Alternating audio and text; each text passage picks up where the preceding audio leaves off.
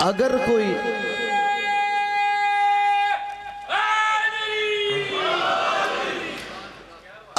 کوئی علی اور حسین کا دشمن ہو، وہ منبر اسلام پر بھی آ جائے، وہ اللہ کی نگاہ میں کافر ہوتا ہے۔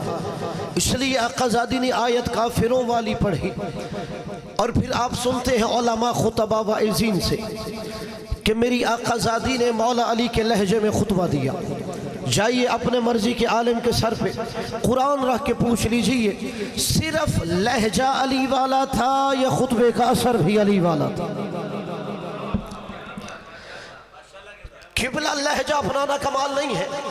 آپ دیکھتے ہیں کہ ہمارے منبر پہ کتنے خطبہ، کتنے ذاکرین مختلف خطبہ ذاکرین کے لہجے اپناتے ہیں۔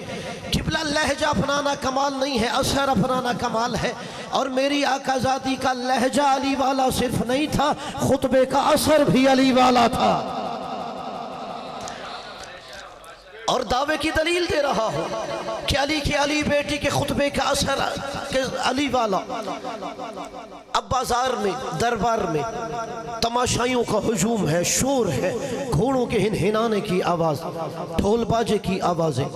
اس شور میں آہستہ سے علی بیٹی نے علی کے لہجے میں کہا، اسکت، خاموش ہو جاؤ۔ اب مقتل کے جملے ہیں، فَسَكَنَتِ الْهَوَا، ہوا کی آواز رک گئی۔ فَسَكَنَتِ الْأَنفَاسُ، لوگوں کے سینوں میں سانسوں کی آوازیں رک گئی۔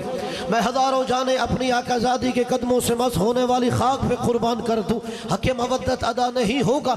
آہستہ سے علی بیٹی نے علی کے لہجے میں کہا، اسکت، خاموش ہو جاؤ۔ فَسَكَنَتِ الْأَجْرَاسُ فِي أَعْنَاقِ الْإِبِلِ، اونٹوں کے گلوں میں پڑی ہوئی گھنٹیوں کی آوازیں رک گئی۔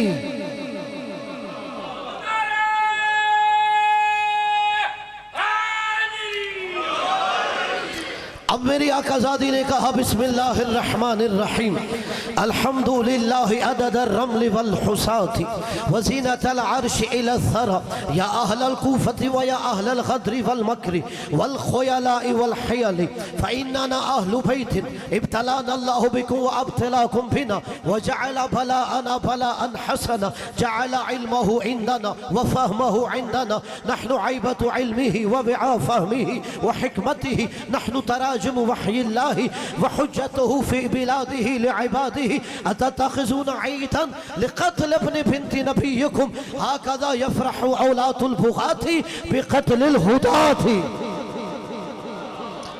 چند جملے میں نے پڑھے ہیں تاکہ جتنا ظرف برداشت کرے گا آقا زادی کے جملے کو اتنا ترجمہ کروں گا۔ جو پہلا جملہ کہا جناب زینب سلام اللہ علیہا نے اللہ کی حمد کرتے ہوئے، اگر آپ اس کی فصاحت و بلاغت تک بھی پہنچ جائیں تو آپ کو لطف آئے گا کہ جب علی کی بیٹی کی بلاغت یہ ہے تو علی کی بلاغت کیا ہوگی۔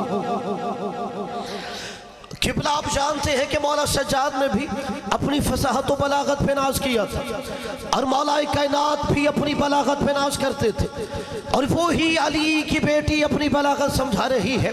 جو پہلا جملہ اللہ کی حمد میں کہا، الحمدللہ عدد الرمل والحصاة، کہ میں اللہ کی حمد کرتی ہوں اتنی تعداد میں جتنے کائنات میں رنگریزے اور ریت کے ذرے ہیں، اتنی میں کر رہی ہوں اللہ کی حمد۔ اللہم صلی علی محمد والی محمد وجل فرج۔ فرمایا میں اتنی تعداد میں اللہ کی حمد کر رہی ہوں جتنے کائنات میں سنگریزے اور ریت کے ذرے ہیں، یعنی اشاروں میں علی کی بیٹی نے لہجہ علی میں بتا دیا، ہم یہ بھی جانتے ہیں کائنات میں سنگریزے کتنے ہیں، ہم یہ بھی جانتے ہیں ریت کے ذرے کتنے ہیں۔ اشاروں میں بتا دیا۔ اور اگر یہاں پہ کوئی جملے کی قدر کرے تو میں جملہ کہہ دوں، کون ہے جو ان کی بلاغت کی برابری کرے؟ آپ کے اور میرے چھٹے تاجدار ولایت دریائے دجلہ کے کنارے بیٹھے ہیں۔ مولا صادق نے ایک جملہ کہا لوگوں کو سامنے بٹھا کے، کہ انی اعلم فزن مائی دجلتی، کہ جب سے دریائے دجلہ بہ رہا ہے، جب تک دریائے دجلہ بہتا رہے گا، اس کی لہروں کا وزن کتنا ہے میں جعفر صادق جانتا ہوں۔ جو امام کی بلاغت تک پہنچا اسے میں داد دے رہا ہوں۔ کہا جب سے دریائے دجلہ بہ رہا، جب تک بہتا رہے گا، اس کی لہروں کا وزن کتنا ہے میں جانتا ہوں۔ دیکھیے جس معاشرے میں مومن پیدا ہوتا ہے منافق بھی تو وہی پیدا ہوتا ہے۔ جیسے ہی مولا نے یہ جملہ کہا، ایک منافق کھڑا ہو کے کہتا ہے کیف تقول ذالک یا ابن ابی تراب، ابو تراب کے بیٹے اتنا بڑا دعویٰ کر رہے ہو کہ جب سے دجلہ بہ رہا ہے، جب تک دجلہ بہتا رہے گا اس کی لہروں کا وزن کتنا ہے؟ میں جعفر صادق جانتا ہوں۔ مولا نے کہا مجھے یہ بتا، علی اللہ قادر علی ان یفوض ذالک العلم علی البعوضہ، کہ تیرا یہ عقیدہ ہے اگر اللہ چاہے تو یہ علم ایک مچھر کو دے دے؟ کہا اللہ چاہے تو دے سکتا ہے۔ کہا پھر ڈوب کے تمہیں مر جانا چاہیے؟ اگر اللہ مچھر کو یہ علم دے سکتا ہے تو اپنی حجت کا علم سے سینہ خالی رکھے گا۔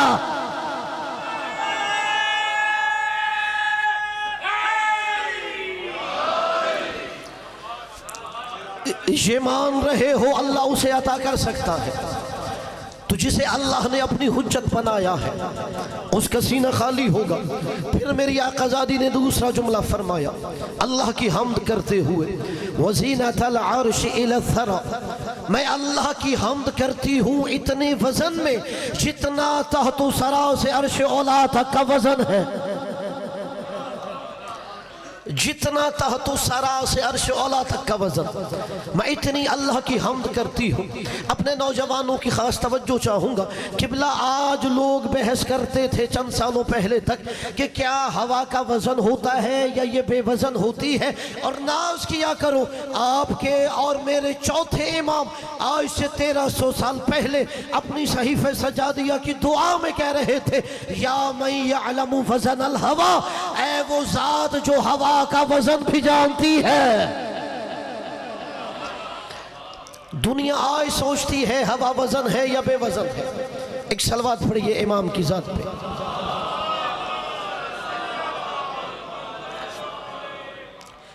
ذرا اپنے پیچھے سے مومن کو اٹھائیے، توجہ میری طرف کی، صلوات پڑھیے امام کی ذات پہ۔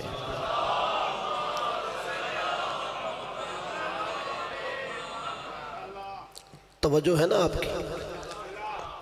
چلیں آپ نے پہلے دو جملے سو کے گزار دیے، اب آگے آپ نے جا کے سننا ہے میرا جملہ۔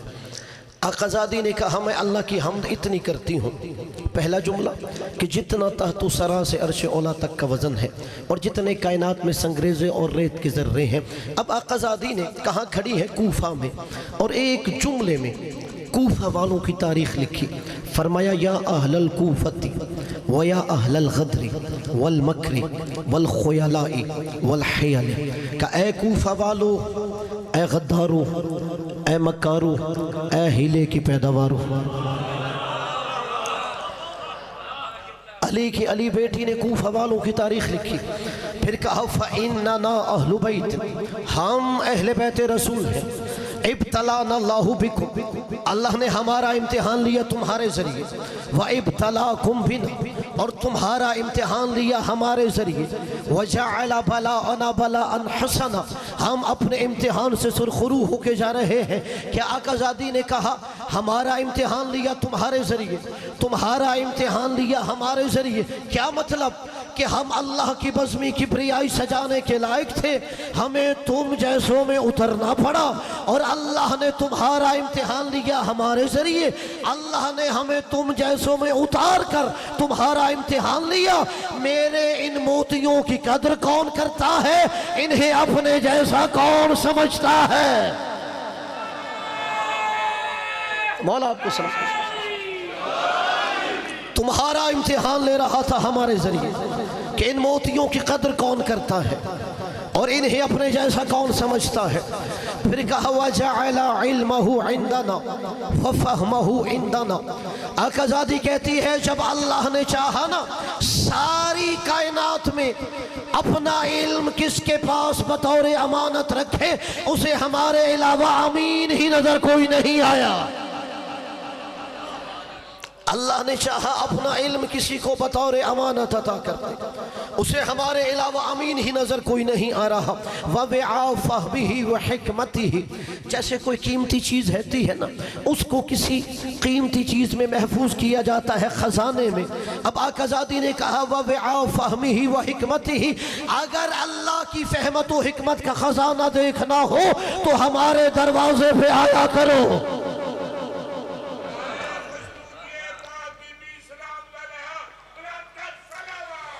اللہم صلی علی محمد وعلی محمد۔ فرمایا نحن تراجم وحی اللہ، ہم اللہ کی وحی کے ترجمان ہیں۔ جاؤ قرآن میں جا کے پڑھو، اللہ نے کہا انما امرہ اذا اراد شیئا ان یقول لہ کن فیکون۔ اللہ کا امر یہ ہے جب وہ کسی شے کا ارادہ کرتا ہے تو کہتا ہے کن ہو جا تو وہ ہو جاتی ہے۔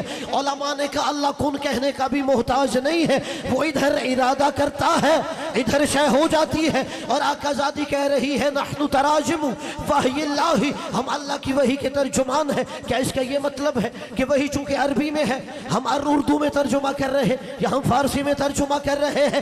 یعنی اللہ کے نمائندے کی بیٹی بتا رہی ہے اگر تم نے دیکھنا ہو اللہ کیسے کہتا ہے کون تو وہ ہو جاتی ہے، آؤ حجت خدا کو دیکھو، ادھر ہم ارادہ کرتے ہیں ادھر شے ہو جاتی ہے۔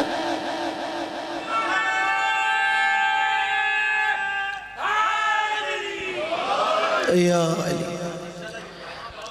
پھر آگے خود میری آقا زادی نے جو اپنے خاندان کا تعارف کروایا، کہا نحن حجتہ فی بلادہ لعبادہ، ہم اللہ کے شہروں میں اس کے بندوں پر حجت ہیں۔ اس جملے پہ توجہ چاہوں گا ہر عزادار کی آخر تک جو میرے نوجوان ہیں۔ آقا زادی نے کیا کہا؟ ہم اللہ کے شہروں میں اس کے بندوں پر حجت ہیں۔ حجت کسے کہتے ہیں؟ آپ اکثر سنتے ہیں نا مجلس میں مولا کائنات حجت خدا ہیں، مولا حسن حجت خدا ہیں، مولا حسین حجت خدا ہیں، اس زمانے کی حجت امام زمانہ ہے۔ حجت کسے کہتے ہیں؟ اور وہی جو میری آقا زادی نے دشمنوں کے سامنے بھی کہا نحن حجتہ فی بلادہ لعبادہ، ہم اللہ کے شہروں میں اس کے بندوں پہ حجت ہے۔ جاؤ کتاب الکافی میں ایک پورا باب ہے جس کا نام باب الحجت ہے، اس میں حجت کی تعریفیں لکھی ہے۔ اس میں سے صرف ایک حدیث پڑھ کے آگے بڑھ رہا ہوں۔ جب مولا سے پوچھا گیا مولا ما ہی الحجہ، حجت کسے کہتے ہیں؟ مولا نے کہا الحجت الذی لا یقول ما ادری، حجت اسے کہتے ہیں جو کبھی زندگی میں یہ نہ کہے میں نہیں جانتا۔ جسے جملہ سمجھ آیا ہو، حجت کسے کہتے ہیں؟ الذی لا یقول ما ادری، جو کبھی زندگی میں یہ نہ کہے کہ میں نہیں جانتا۔ اب اگر کوئی کہے نا میں اللہ کی حجت ہوں، اسے سوال کرو تحت سرا میں کیا ہے۔ اگر وہ کہے میں اللہ کی حجت ہوں، پوچھئے تحت سرا میں کیا ہے، عرش اولا پہ کیا ہے۔ اگر وہ کہے میں نہیں جانتا تو سمجھو اللہ کی حجت نہیں ہے۔ اللہ کی حجت وہ ہے جو کبھی یہ نہیں کہے کہ میں نہیں جانتا۔ اور آقا زادی نے دیکھا کہ یہ لوگ زرق برق لباس پہنے ہوئے خوشیاں منا رہے ہیں۔ فرمایا اتتخذون عیدا لقتل ابن بنت نبیکم، کہا نبی کی بیٹی کا بیٹا مارا گیا اور تم اس دن خوشیاں منا رہے ہو، عید منا رہے ہو۔ آگے آقا زادی نے ایک جملہ کہا، میں منبر پہ بیٹھا ہوں، جتنا میری آقا زادی نے جملہ کہا آپ کو امین سمجھ کر بطور امانت مینو ان اتنا ترجمہ ہدیہ کر رہا ہوں، ایک جملے کی بھی خطیبانہ آمیزش نہیں کروں گی۔ آقا زادی نے کیا دیکھا؟ سامنے وہ ہیں جن کے دلوں میں حسین کی دشمنی ہے، حسین کا بغض لے کر یہ کربلا گئے تھے، آج حسین کے قتل میں خوشیاں منا رہے ہیں۔ آقا زادی نے جملہ کہا ہاکذا یفرح اولاد البغاۃ بقتل الہداۃ، جب اللہ کے ہادی مارے جاتے ہیں تو بد کردار ماؤں کی اولادیں ایسے ہی عیدیں مناتے ہیں۔ ایک جملے میں دشمنوں کا نام و نسب بیان کیا. ہاکذا یفرح اولاد البغاۃ بقتل الہداۃ، کہ جب اللہ کے ہاتھی مارے جاتے ہیں تو بد کردار ماؤں کی اولادیں ایسے ہی خوشیاں مناتے ہیں. اگر میرا ترجمہ پسند نہ ہو بے شک جا کے اپنے مرضی کی لغت کی کتاب اٹھا لے. بغیہ کہتے ہیں بد کردار عورت کو، بغیہ کی جمع بغات ہے. کہا ہاکذا یفرح اولاد البغاۃ، بد کردار ماؤں کی اولادیں ایسے ہی خوشیاں مناتے ہیں جب اللہ کے ہاتھی مارے جاتے.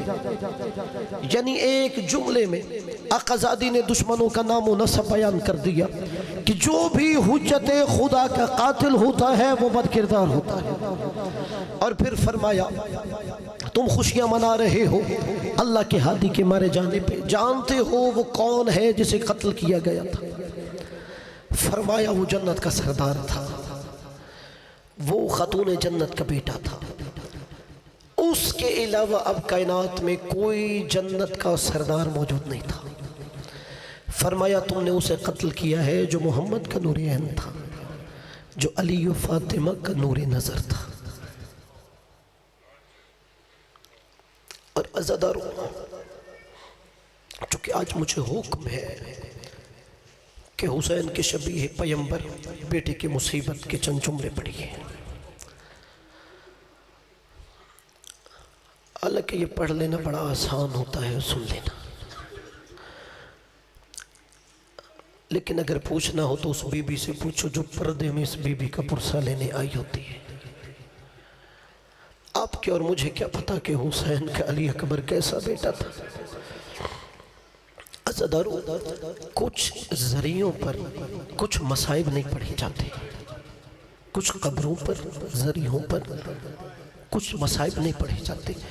مولا علی علیہ السلام کی قبر پر زینب کا شام کے بازار جانا نہیں پڑھا جاتا. اللہ جانے کسے جملہ سمجھ آیا ہے، کون خیال میں سن گیا ہے. چلو میں اس کے لیے جملہ کھول دیتا ہوں. علی برداشت نہیں کر سکتا میری زینب شرابی سے کیسے بولتی رہی. اجرکم علی الزہر.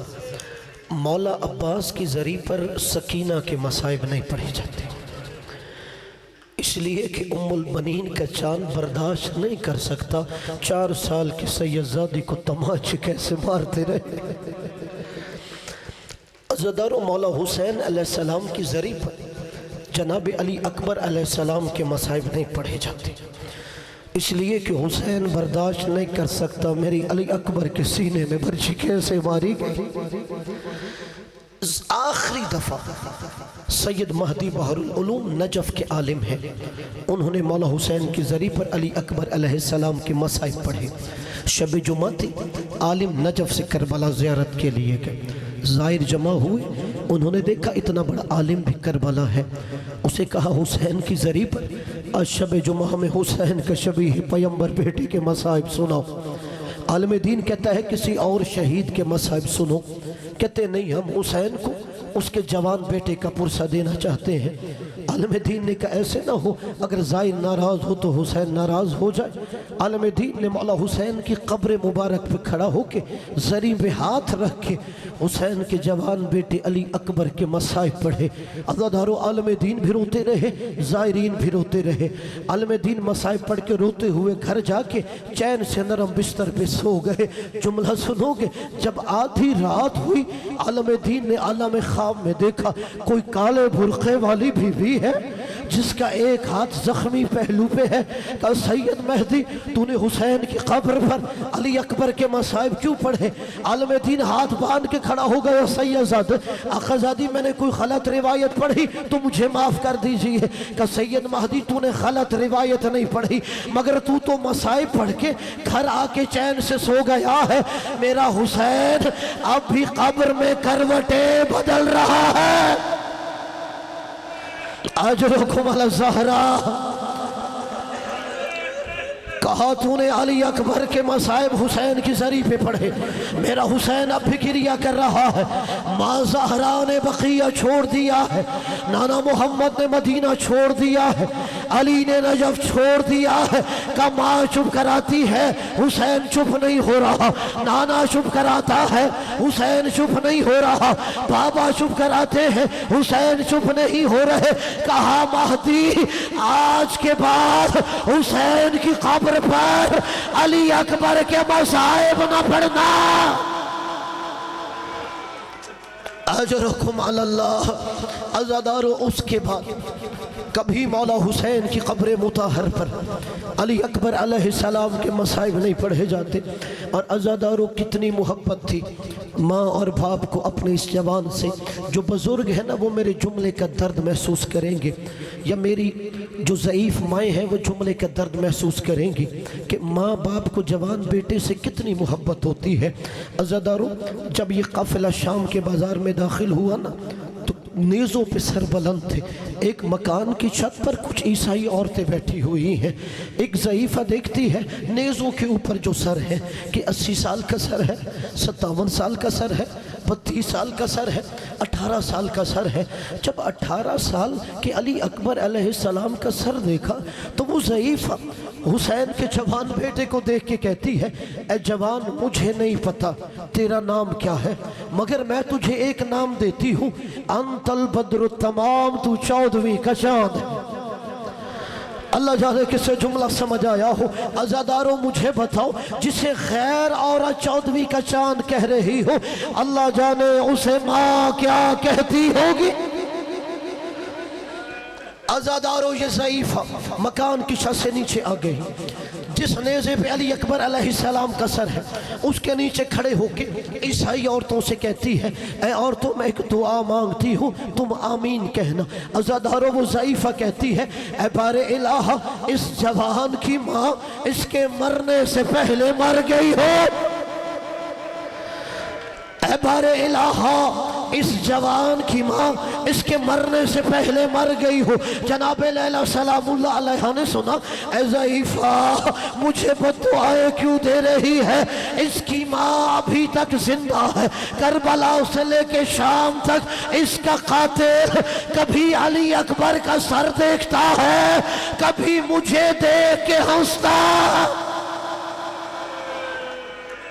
اجرکم علی الزہرا، مولا آپ کی آہوں پہ رحم کرے۔ جناب علی اکبر علیہ السلام کے صدقے جو دعائیں لائے ہو مستجاب ہو۔ عزادارو پھر باپ کو کتنی محبت تھی اپنے علی اکبر سے۔ عزادارو وہ یزیدی سپاہی جس نے علی اکبر علیہ السلام کے سر والا نیزہ پکڑا ہوا، وہ آ کے سفر میں شمر سے کہتا ہے شمر جب سے یہ کربلا سے قافلہ چلا ہے اور تو نے مجھے علی اکبر کے سر والا نیزہ دیا ہے، میں نے عجیب ماجرا دیکھا ہے، جدھر جدھر علی اکبر کا سر جاتا ہے ادھر حسین کی نگاہیں جاتی ہے۔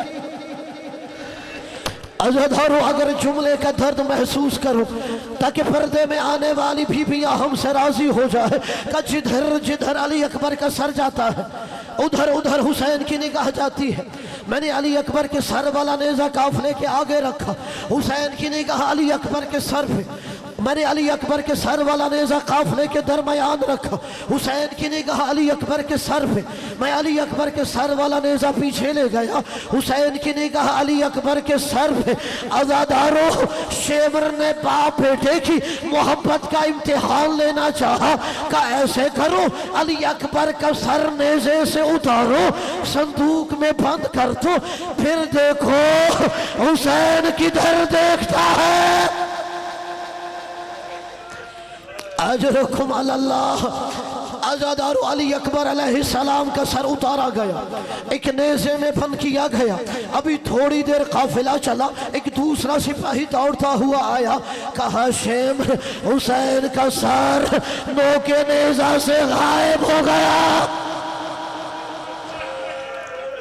اجرکم علی اللہ۔ عزادارو رونا نہ علی کی بیٹیوں سے گناہوں کی معافی مانگنا، تمہیں کیا پتا سیدوں کو علی اکبر سے کتنا پیار تھا۔ کہا حسین کا سر نوک نیزہ سے غائب ہو گیا ہے۔ عزادارو شمر نے تازیانہ اٹھایا، میرے چوتھے امام کے پاس آیا، امام کی کمر پہ تازیانہ مار کے کہا سجاد تیرے بابا کا سر کہاں چلا گیا؟ نوک نیزہ سے غائب ہو گیا ہے۔ امام سجاد نے ایک ایک سر نو کے نیزہ پہ دیکھے، دیکھا دو سر نہیں ہے، بابا کے سر بھی نہیں ہے، میرا علی اکبر بھی نہیں ہے۔ کہ ظالموں بتاؤ میرا علی اکبر کہاں ہے؟ کہ علی اکبر ایک صندوق میں بند ہے۔ کہ میرے اوپر ظلم نہ کرو، وہ صندوق کھولو۔ عزادارو جملہ سنو گے باپ بیٹے کی محبت کا۔ جب صندوق کھولا گیا سامنے کیا منظر ہے؟ بوڑھا باپ اپنا رخسار جوان بیٹے کے رخسار پر رکھ کے کہہ رہا ہے علی اکبر ان ظالموں نے تجھے مجھ سے جدا کر دیا۔ اجرکم علی اللہ۔ اور عزادارو بڑا مشکل تھا سادات کو اکبل کو مقتل میں بھیجنا۔ یہی وجہ ہے جب حسین علیہ السلام سے علی اکبر علیہ السلام اجازت لینے آئے تو مولا حسین نے کہا جاؤ علی اکبر اس ماں سے اجازت لے جو 18 سال پالتی رہی ہے۔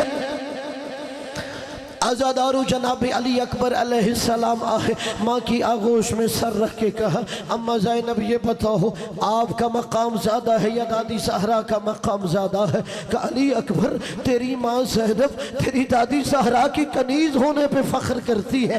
کہ اما زینب پھر ایسا کرو اپنا بیٹا زہرا کے بیٹے پہ قربان کر دو۔ اجرکم علی اللہ۔ عزادارو چھوڑ دیا سارا مصاحب تاکہ علی کی بیٹیاں ہم سے راضی ہو کے جائے۔ اس لیے میں کبھی علی اکبر علیہ السلام کی شہادت سوائے مخصوص دنوں کے نہیں پڑھتا۔ اگر کہیں مجھے بانی مجبور کرے تب میں شہادت پڑھتا ہوں، ورنہ میں پہلے عشرے کے علاوہ کہیں شہادت نہیں پڑھتا۔ اس لیے نہیں پڑھتا کہ ایسے نہ ہو کہ کوئی آنکھ اپنے سوچ میں خشک رہ جائے اور علی کی بیٹیاں ناراض ہو جائے کہ تمہیں کیا پتا ہے علی اکبر سیدوں کا کیسے ناز والا جوان تھا۔ عزادارو بس 2 روایتیں سن لیجیے تاکہ جو عبادت کرنا چاہتا ہے وہ عبادت کر لے۔ بڑا مشکل تھا مقتل میں بھیجنے کے لیے۔ مولا حسین نے جب امامہ پہنایا تو آیت پڑھ رہے تھے وَلَنَبْلُوَنَّكُمْ بِشَيْءٍ مِّنَ الْخَوْفِ وَالْجُوعِ وَنَقْصٍ مِّنَ الْأَمْوَالِ وَالْأَنفُسِ وَالثَّمَرَاتِ وَبَشِّرِ الصَّابِرِينَ الَّذِينَ إِذَا أَصَابَتْهُمْ مُصِيبَةٌ قَالُوا إِنَّا لِلَّهِ وَإِنَّا إِلَيْهِ رَاجِعُونَ۔ عزادارو بیٹے کو امامہ پہنایا، علی اکبر میدان کی طرف گئے، کیا محسوس کیا؟ پیچھے کوئی دوڑتا ہوا آ رہا ہے۔ عزادارو علی اکبر نے اپنا رہوار روکا، پیچھے موڑ کے دیکھا کہ بوڑھا باپ امامہ گلے میں آیا ہوا ہے، دوڑتا ہوا آ رہا ہے۔ علی اکبر نے کہا بابا آپ نے تو ودا کر دیا۔ کہ علی اکبر تیرا کوئی اکبر جیسا بیٹا ہوتا تو اسے میدان میں بھیجتا، پھر تجھ سے پوچھتا بوڑھا باپ کیسے جوان بیٹے کو میدان میں روانہ کرتا۔ اجرکم علی الزہرا۔ مولا آپ کی آہوں پہ رحم کرے۔ عزادارو جناب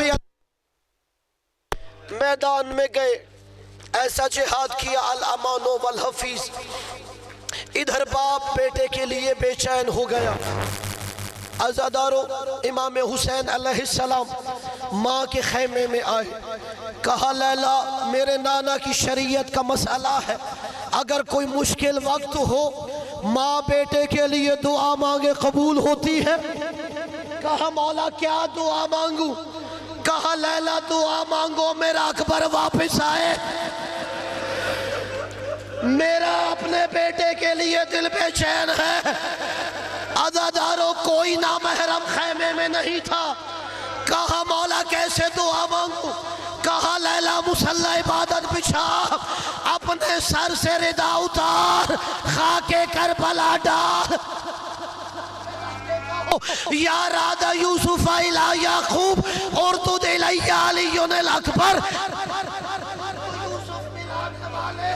میرا علی اکبر ملا دے۔ عزادارو ماں نے دعا مانگی، بیٹا واپس آیا، کہ بابا لا تشقت قتلنی، بابا مجھے پیاس مارے جا رہی ہے۔